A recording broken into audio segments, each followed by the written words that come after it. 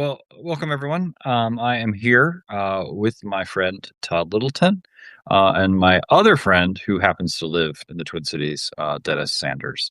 Um, Dennis, you and I have talked before, so people might remember that conversation.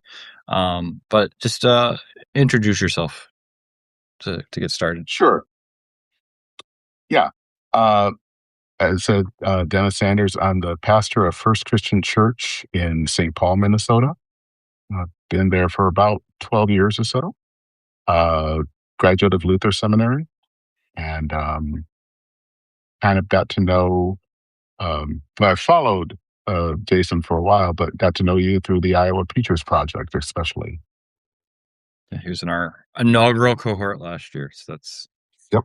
Yes, and indeed. that's where I learned to be able to trust you in this conversation that I've invited you into. Because you got started studying journalism, Hmm. and you are so I actually don't even know what your political commitments are. I know that you are very prudent about um, um, kind of fixing on a, a Christological perspective as the church and not losing the gospel in an effort to witness to other things. So that's why Hmm. I've asked you to be a part of this. And so, Dennis, I guess um, tell us just what your personal reflections as a pastor have been over these last weeks in the Twin Cities. Well, I think maybe the most recent reflection, and especially I was actually talking to a person that is a cohort in the second cohort about this with what happened on Saturday with the killing of Alex Preddy, um, really is lament. It's kind of this sense of how long does this continue to happen? Why, God, is this happening?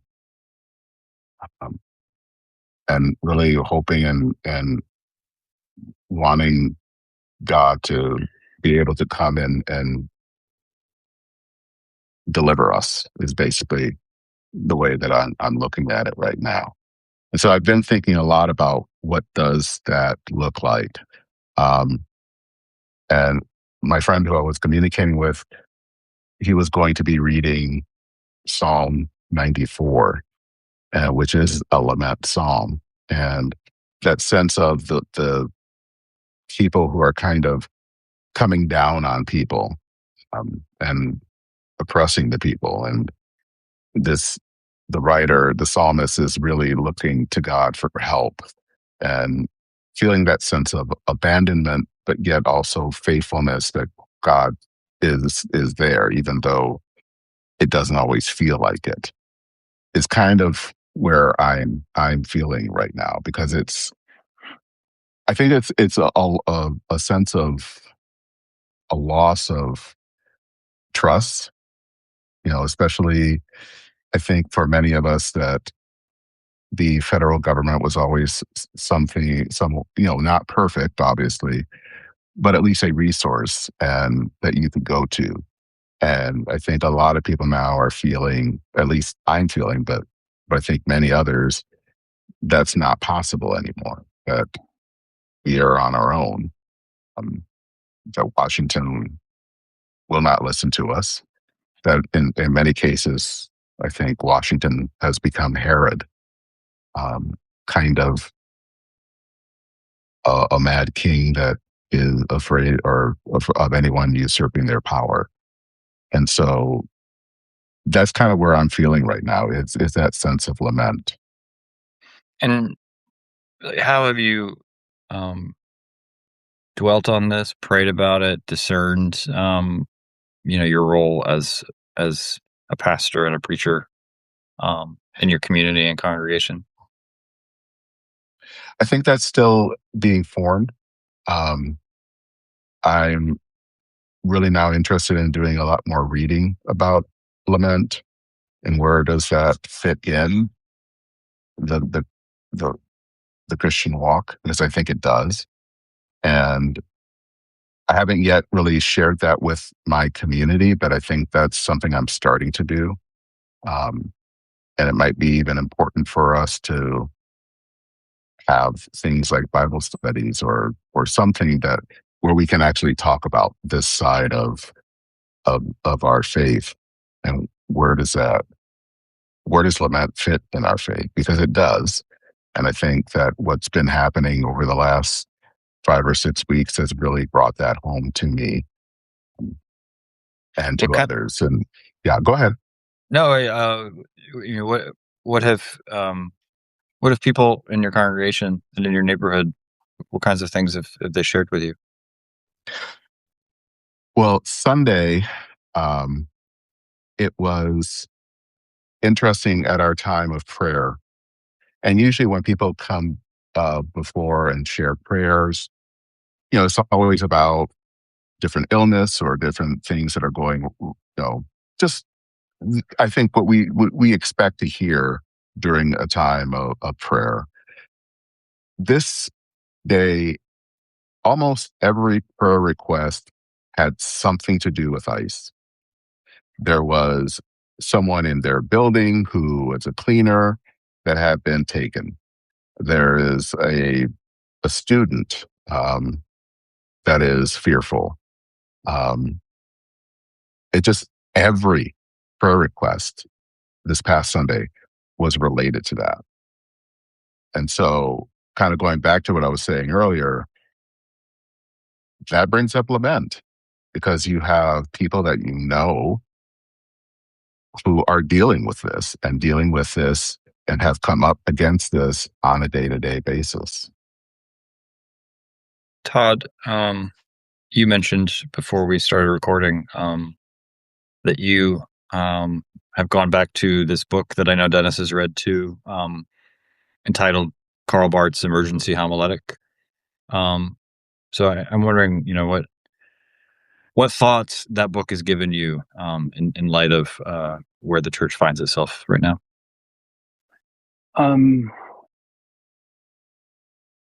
I mean, I don't want to race to some of the um, what I think have been premature parallels to exact timeframes and circumstances of the end of the Weimar, but I do see um, uh, the pathos that existed.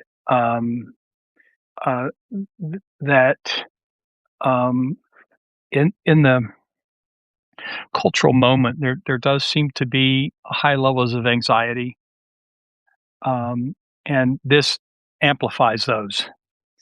Um, and I think that um, I'm at that place. I'm not as far along as I'd like to be, but I'm kind of at that place where um, you'll remember this because you're very familiar with it. But where um, when Bart's at one place, he feels a liberty to talk about something, and he's kind of what he has to say is heard. It's not terribly startling, but then when he finds himself in Bonn and he begins to kind of exert the same sort of sense, the reaction is obviously terribly different. And you're not from here, you don't know enough, so it's almost as though the observations are consistent across the board. Um, but the context forced him to kind of think again about how to say what I say, because I'm not really necessarily from this particular location where all this is happening. Even though he did end up becoming dual citizen, um, and I think for a pastor, the thing that I hear Dennis talking about is a little bit of that betwixt and between that happens to us because I don't know if Dennis grew up in Minneapolis, for instance, but somewhere 12 years doesn't necessarily make you from here. I've been here 31 years, and I'm regularly told I'm not from here. Um, by virtue of everything anyone would see, I look like I belong here. But I don't share the same deep histories that some do, et cetera. So I feel like you're kind of in almost a double binds place where there's something you need to say, but because you don't necessarily always have the relational cachet to say the things that would be most helpful, you're always trying to find out what's the better way, what's the better context. And I don't think Sunday morning in a message is necessarily, and I don't hear Dennis saying that, but I don't think that's necessarily the place. But at the same time, I think we've got to find a way, like what you did last Sunday, for instance. There are phrases that become we become socially aware to because of these events. So if someone wasn't paying attention when you said we have plenty of whistles, um, immediately they should go back and listen to your sermon again because you've drawn attention to a particular thing going on, and you're trying to get us to see Jesus in a particular way, God's way in a particular order. And if I've just been rocking you along because you're not in front of a congregation and you're a little less lilty than you normally are, that might prompt me to go back and go, "Oh, I think I missed something here. Where's that connection?" So I think that's crafty. And so I think that I hear Dennis saying, "I'm trying to discern at that space. How do you bring those things together?" Because, direct tends to repel. Mhm. And there may be some, I don't know, there may be some in Dennis's congregation that are quietly going, "Yeah, I don't think this is so bad." Hmm. And yet there are others who are bringing prayer requests like, "I'm losing friends, I'm experiencing grief, this loss is what am I gonna do? I'm surrounded by these anxious moments." And, I can imagine it being incredibly precarious. Hmm. Yeah, there's somewhere I think in several Robert Capon books where he says that you don't need to talk about sin in your sermons because people already know what that is, and I don't know that that's actually true. Right, right, right. I don't know that that's always the case, but um, Dennis, I'm wondering, one of the things I've respected about you over the last couple of years is you are very hesitant, patient, about not getting caught up in um, cultural antagonisms, um, following the memes. So I'm wondering if, as a pastor who is also a trained journalist, um, are there aspects of what has been going on in your home that you think those of us in other parts of the country misunderstand or don't quite understand because of how it's portrayed um, in the media? Well, I think what they may not understand is, I mean, it's funny because you kind of brought up the memes, but people have talked about on social media that it's a lot worse than what maybe you described. And I think that there is truth to that. Um, and I also think there's truth to the fact that how people are emotionally affected. Uh, they're you have people kind of looking around to see what's out there. Is there a strange looking vehicle nearby? Is there a whistle being blown? Um, all of that, I think, kind of grates on people's sense of well being, I think, after a while. Um, and so that you're always kind of alert and wondering what's going to happen next. Um, and I think that that is something that I think people need to be aware of, that there are people really, um, as much as you hear on the outside of how people are coming together, and that is all wonderful and important, this all has an effect on people too, and a negative effect, and that can also, um, that's also something that wears heavy on people.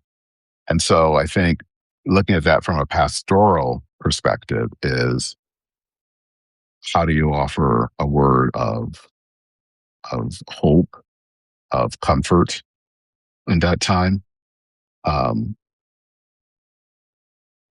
I think that for me is also important because people need to hear that. And I think there is sometimes underneath a sense that, is this ever going to end? And people need, I think what people may, from outside of the Twin Cities and outside of the state of Minnesota, may not understand is, for a lot of people, there's a feeling of wonder, or how will this end? Will this end? Um, and that what people, at least I think a lot of pastors need, is what word of hope, and how do we send the word of the gospel into that can give that sense of hope? Because it's not optimism that is what we need to have now. It's really the hope of Christ and the hope of the resurrection. Uh, so you've mentioned lament, and Todd, you mentioned pathos. I don't know about you guys. I'm assuming that, you know, um, this past weekend I was doom scrolling in a way that I haven't since the pandemic. Mm-hmm. That, like, those two events are not the same, but like emotionally, that's what it felt like. Mm. And yeah, so just think theologically, the two of you. It's because it's for me it's the um it's the doubled nature of it. It's to see so many videos of someone who's disarmed being shot in the back. Um, so it's the act itself. It's the the clapping from the other officers, like that complete lack of empathy. Um, that that kind of speaks to a culture. Um, and then third, it's the immediate character assassination of the victims. Mm. And then, like, the doubling down on the lies. So it's this lack of respect for human life, followed by like a lack of respect for the truth. And it just it was shocking to me, and I feel, Mm. I feel like, like we've been in this place for a while now, but it was shocking. But it was a whole different level of shock. I mean, you know, I've seen some of the videos, and I wasn't seeing them all the time, but I wanted to at least know what was happening. But they're so shocking that you expect that's something that you will see in other countries. You don't expect that you will see that here in the United States. And then to have the government, our federal government, basically tell us what we all just saw wasn't real, um, is, again, it's mind boggling to hear that. Um, and it reminds me of something I heard recently about, that there has to be the official story, and that the federal government was trying to put out the official story.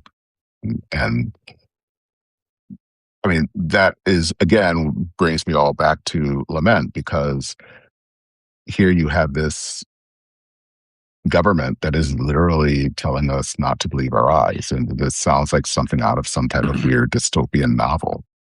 Hmm. And it's, you mentioned lament. It's Todd and I are both preaching in the Psalter right now. Um, and a Christian reading of the Book of Psalms is that they are the Mhm. prayers of Christ. Um, Yes. that, like, they're Christ praying with His people. And I think that's a helpful reminder that we we we can't have accounts of Christianity or definitions of the gospel that are completely abstracted away from the life of of Jesus as it's conformed to the Torah. Um, Mhm.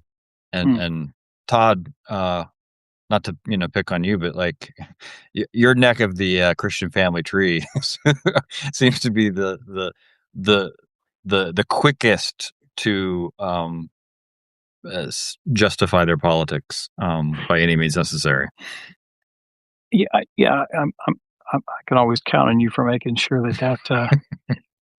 But I was going to. If you hadn't, I actually was, because there were a couple of people who, when those videos started coming out, actually, as they were sharing them, said, "Listen, you should not keep watching this." They were really sincere people who were saying, like, this is traumatic, and to continually, keep watching this is to just relive that trauma. Even though it's not yours, you're reliving the trauma someone else has. And if you've got any compassion or empathy about you, then you're just kind of, replaying that trauma over and over again.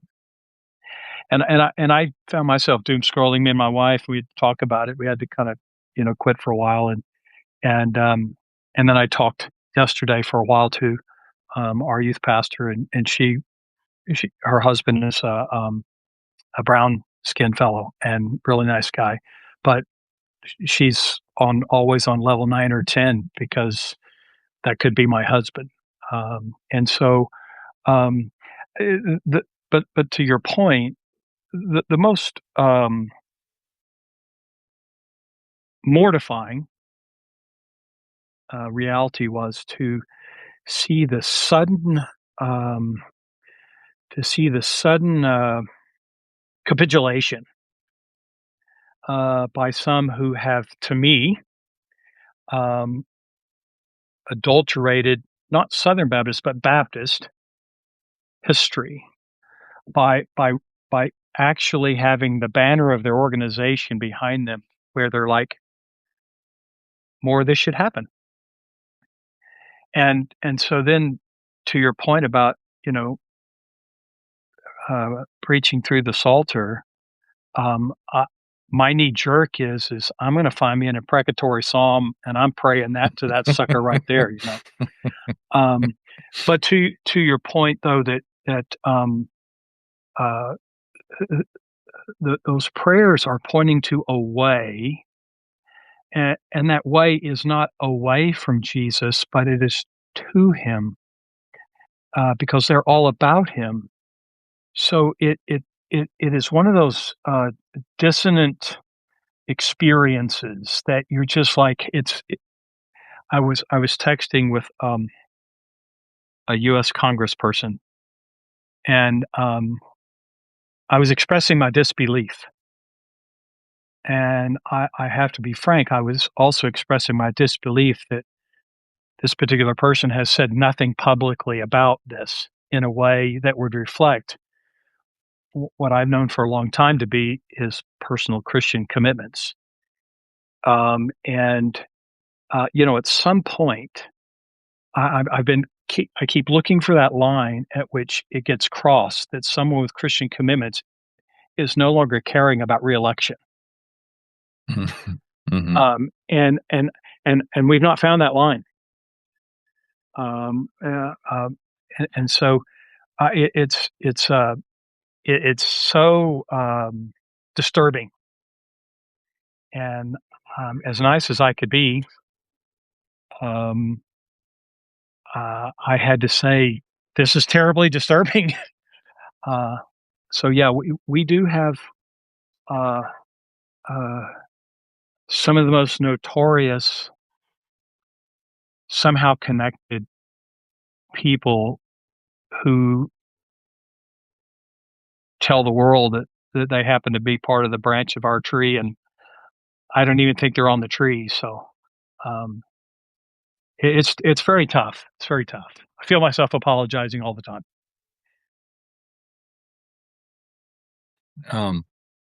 So I wanted to read this. Jordan Daniel Wood is a patristic scholar. He's Roman Catholic. He's become a friend. And he posted this a couple days ago, and I think this is absolutely right. He says, I think the thing I will never understand is how anyone can be so entirely and blindly loyal to their preferred political party that they justify not only that party's brazen opposition to the rights and amendments that such a party supposedly cherished, but even feel the need to justify the obvious, ongoing, immediate lies that such a party administration tells us. I lean left, as you may have noticed, but I would never feel the slightest need to justify lies. For example, when Biden oversaw the first 18 months of Israel's genocidal campaign to exterminate the Palestinians, I had no qualms whatsoever challenging his administration's constant lies and false justifications. In fact, the most open criticism of Biden and Obama's drone wars, etc., I've never heard I, I've ever heard came not from any right wing or self centrist outlets, but from the leftist ones such as Democracy Now. It is completely reasonable, indeed laudable, both to have your political preferences in general and to tell the truth in particular cases.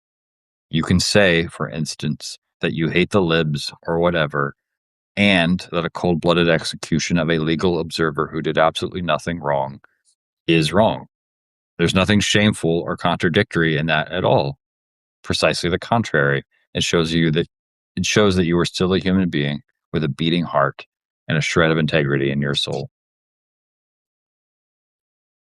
Yeah, I saw that. That was very good. I think it's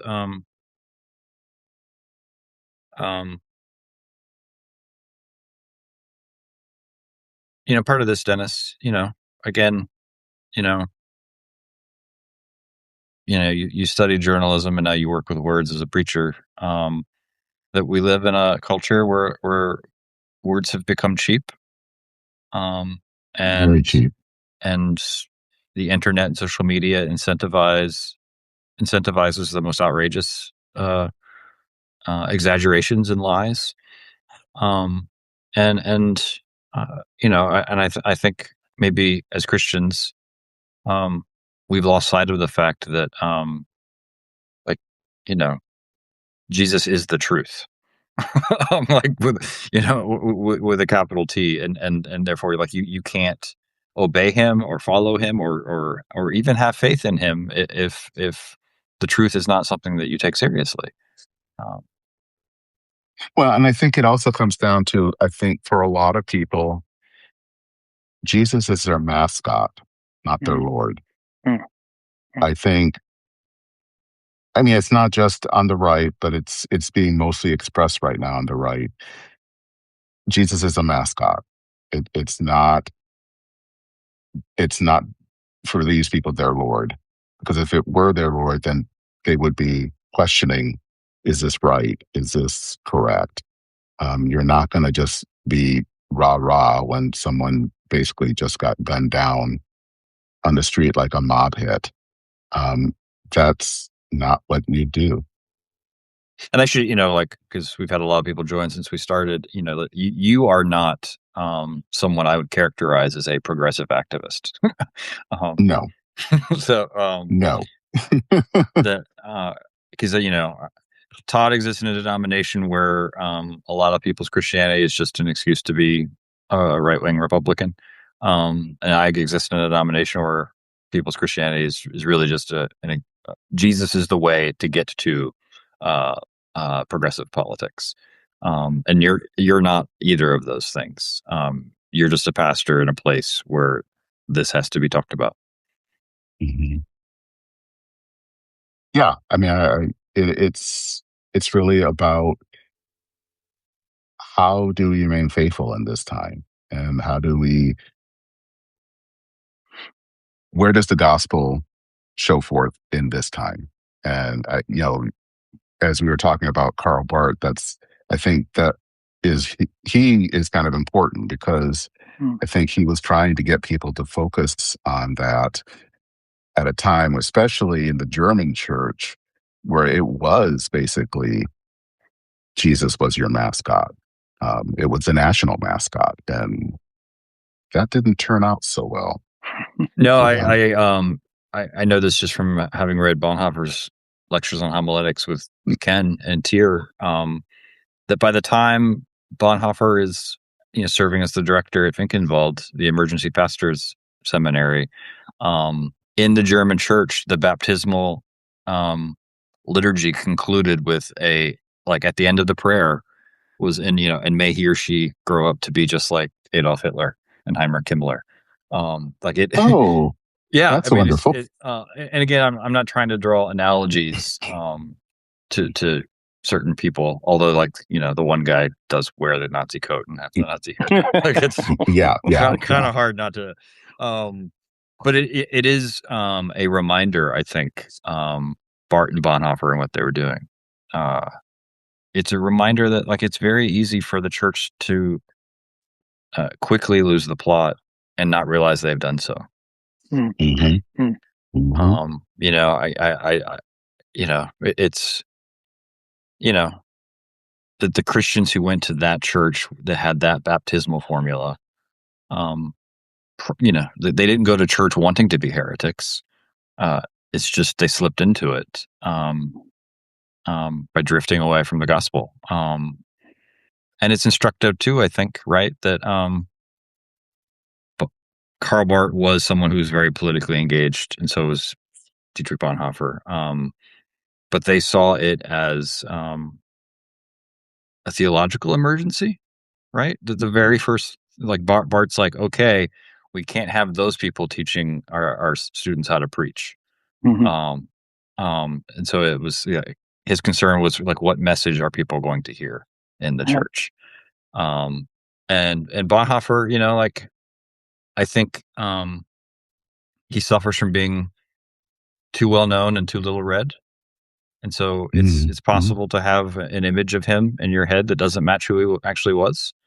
And so if if you read the sermons he was preaching during the Nazification of the church, he's not talking about current events at all in any of his sermons.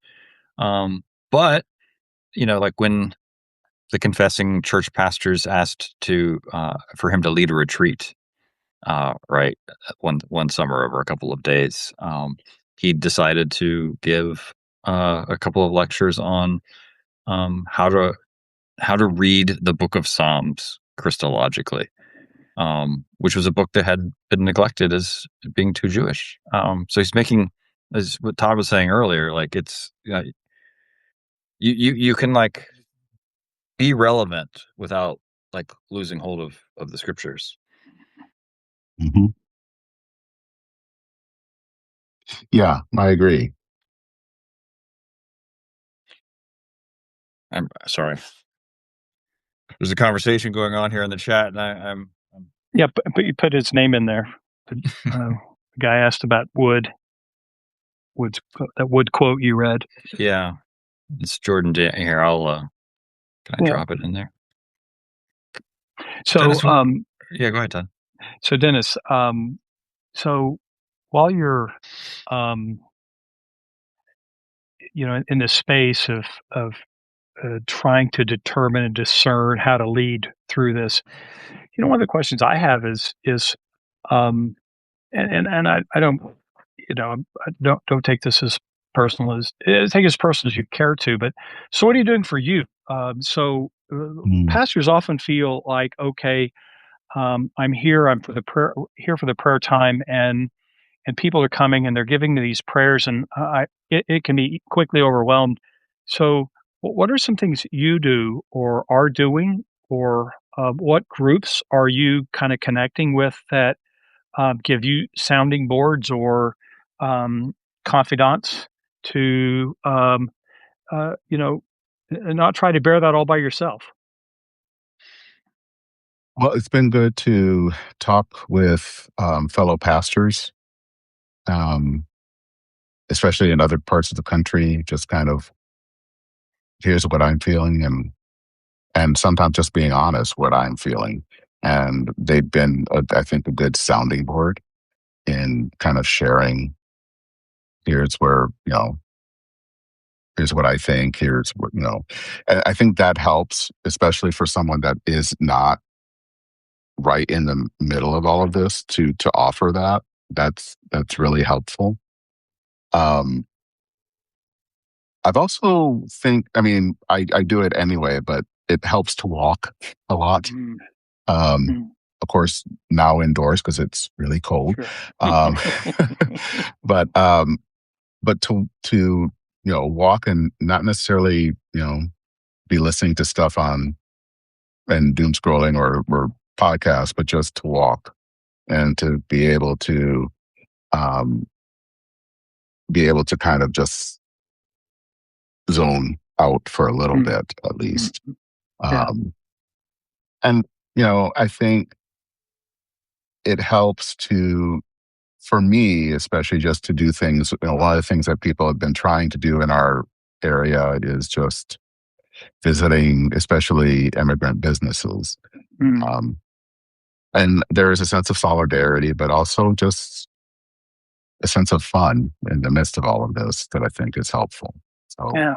that I think has been things that I've been doing. And there's probably more that I could be doing, but Sure. you know, Well, we always come to that. We pastors always come to that place, but you've mhm, got to find the things that it's not a distraction, but it's something that helps diffuse the intensity of the experience. And mhm, walking or friendship at an immigrant restaurant, or yeah, I could see a lot of those things. Um, getting the body doing something. yeah, Yeah. So so Dennis, just so I met you through the Iowa Breachers Project last year. This year, we just had our um, second in-person gathering in Memphis a couple weeks ago. Um, and one night, kind of in the hotel bar, we were continuing a discussion about um, the distinction between law and gospel. And my friend Chenda, who's one of the small group leaders, she's from Liberia. She's a United Methodist preacher. She wanted to make the point, that like, well, the law and obedience, the commandments are important in the Black tradition because we're hoping the rest of you like actually start obeying the Lord. um, um, and and so I remember you in Charlottesville last year sharing a story about either was it your dad or your grandfather? my dad, yeah, Um, and the care and the caution he had to take driving to Minnesota um, through Jim Crow South. hmm And so you've got a particular family history, um,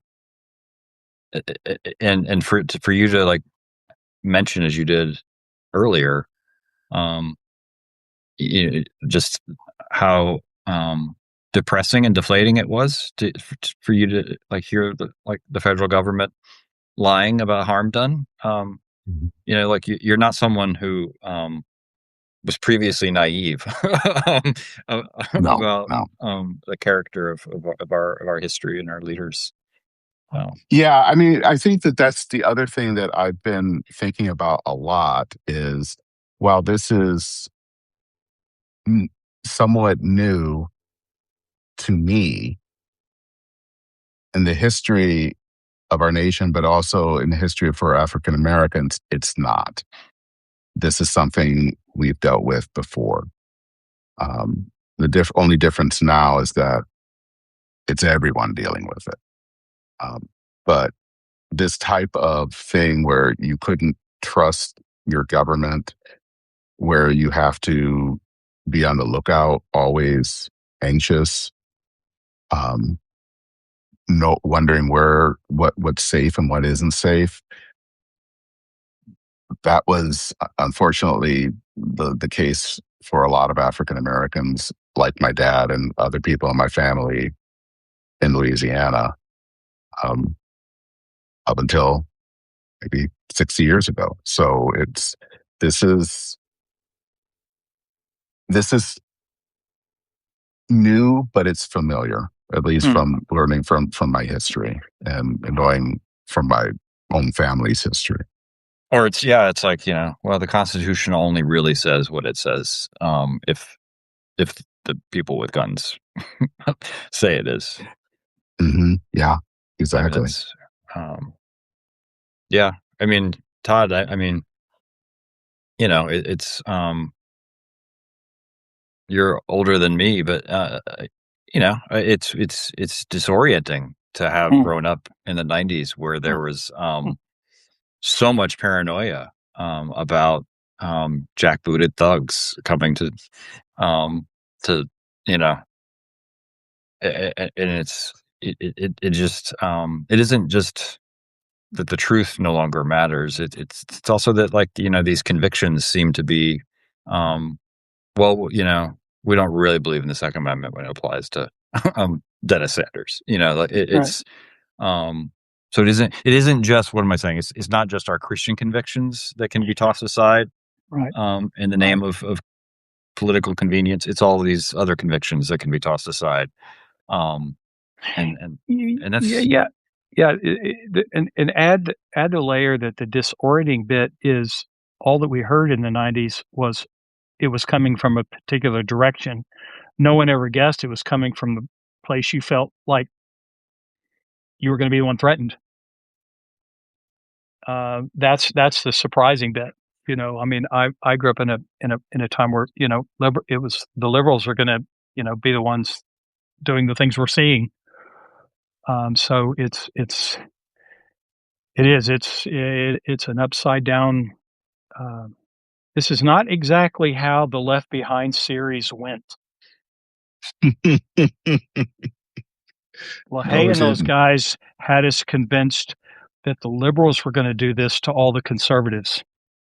ta- um. So Dennis, a part of this, you know, I've been to the Twin Cities a few times. I know so many pastors from Minnesota, and quite a number of people in my congregation actually. Talk a little bit about how that part of the country um, is different than Todd's part of the country, but it is. It's that is the place that the progressive movement started. Hmm. It it's no matter what like church attendance rates are in your neck of the woods, it is a place that is deeply shaped by a particular kind of Christianity. Hmm. Um, talk a little bit about how that's shaped the kind of the protest and the solidarity of the community. Yeah, and I probably should start by saying that I did not grow up in Minnesota. I grew up in Michigan, but so I kind of come somewhat as an outsider. But I've lived here long enough that I know a lot about what's going on, and obviously the heritage here has been primarily Lutheran, um, and then to a lesser extent Catholic. Um, and actually, it's funny. Last night there was something I saw, maybe it was on Facebook or something, because there's always been this talk about, well, what's behind it, who's coordinating these protests, as if there was some weird clandestine organization. And someone responded, no, it's a bunch of Lutherans. Have you ever seen Lutherans host potlucks? They know how to host potlucks. And the thing is, and being that I'm married to a Lutheran, it's true. And I think that that church background, um, because that's and for many people that has been a primary source of community, has been one of the ways that people, I think, come together. And so it's funny because I think the South has usually been considered a lot more religious, and I think that there is some truth to that. Um, and then there's kind of the upper Midwest where it's also tends to be a little bit more religious, but it's in a very different way. And I think that has lent itself to probably be a tad bit more progressive culture here. Um, and so that makes that different. But I think that's also been why there has been such a kind of response to what's been going on is, I think, because of the churches. Um, and the churches also, I should add, especially the Lutheran churches, played a big role in. refugee resettlement here back in the 70s and 80s, uh, primarily with the Hmong, but also to a lesser extent Somalis. And so you have that connection there too.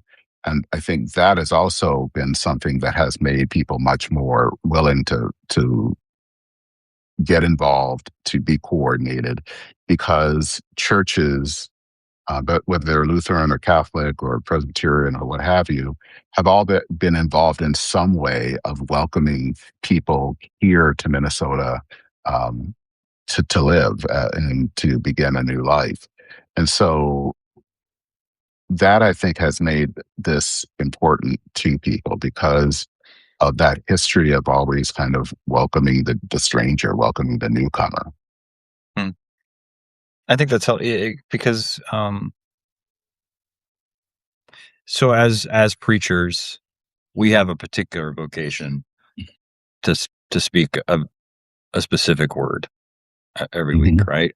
Um, and so it's not our vocation to um, do hot takes on the headlines from Sunday to Sunday. However, uh, every Christian who is baptized does have a vocation um, to live out their faith and obedience where they find themselves, right? And so Mhm. we do have to preach the gospel in a way that can help people make connections to the kind of work that you're talking about. Mhm. Um, Mhm. and care for the stranger is, I mean, it's not a liberal or conservative concern. It's just an ecumenically Christian one. And so that's part of my like. It's hard for me to understand how um, so much of the nativist sentiment against immigrants comes from Christians. Mm. Mhm. Um, One of the strongest voices, especially for especially when it comes to immigrants, has been, I believe it's called Arrive Ministries, which is kind of the Minnesota arm of World Relief, which is an evangelical organization. And I guess there has been a move here to try to basically detain refugees, have all already been vetted, all done all through that process, and they are being detained. And World Relief, both here in Minnesota and its national head, have been very outspoken on that. Um, and I think that's been important too. That it's basically saying this is wrong. This is part of who we are as Christians, and you cannot do this. And to be able to kind of speak in a way that I think has been, I don't use this word much, but prophetic has been important to see that. mhm. Mm. Mm. Yeah, I mean, I think prophetic's the right word, right? Because there's a way of hearing lament as in, well, I'm just gonna sit over here and cry. um, but but the line between lament and rage is is Oh, is thin. yeah. Yeah. I mentioned this in Memphis that like it I just noticed for the first time, kind of, you read Matthew's gospel straight through, like Jesus sounds exactly like Rachel um, on the cross, so it's like Matthew begins with Rachel weeping for her children. Jesus Mhm. sounds like her on the cross. That like we can't really attend to the voice of the Lord if we're shutting out those those cries. Mm. Mhm. Yeah. Yeah. Well, and I think the other thing that I think about a lot is, and part of this maybe comes from some of, it's been a while and I need to read it again, is readings from James Cone, an African American theologian. And one of the things that he centers a lot about is that sense of Christ on the cross, um, and about maybe the suffering Christ. And I think that's kind of important to see in this context of the suffering Christ? Where are we seeing people in suffering? That's where Christ is, and I think that's important to see as well. Which is, I think, why it can be upsetting to see so many people who say they're Christians not seeing that or not understanding that at all, or trying to put Christ more into the side of injustice. Um, Whereas I think Christ has always been where there has been suffering, because Christ experienced suffering. Mhm. That his suffering is incomplete apart from ours, right? Mm. Like, Hmm. Saul, Saul, why are you persecuting me? Um, Exactly. it isn't just that the treatment of these people that we've seen over the last few weeks is a violation of God's will as it's revealed to us. It's that, like, no, like, you're actively persecuting Jesus. Mhm. Yes, exactly. Mhm. Hmm. Because almost Mhm. all of these immigrants are baptized Christians, like Hmm. members Mhm. of Jesus's body. Mhm. Yep. Well, Dennis, is there anything that we haven't um, brought up that you wish you want people to know?